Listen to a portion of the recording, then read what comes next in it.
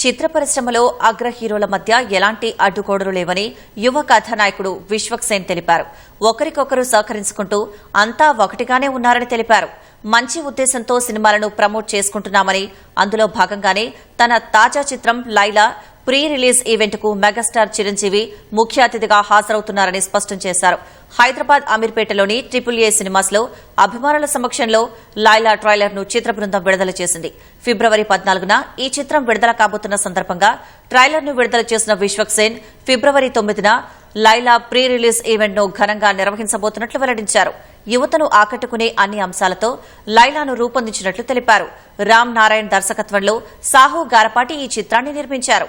విశ్వక్ సేన్ ఈ చిత్రంలో 2 కోణాల్లో కనిపిస్తూ ప్రేక్షకులను అలరించనున్నారు. నేను ఇప్పుడు ఈ వేషం వేసింది ఎంటర్టైన్ చేయడానికి. So when I'm acting like female, మీకు సడన్ గా మాట్లాడిన ప్రతిదీ మీకు వెరైటీనే వినిపిస్తుంది. బట్ మా ఇంటెన్షన్ నేను ఇంత చేసి ఇంత వేషం వేసిందే మిమ్మల్ని నవ్వేయడానికి. సో నవ్వించే ప్రయత్నంలో రకరకాల సౌండ్లన్నీ వస్తాయి.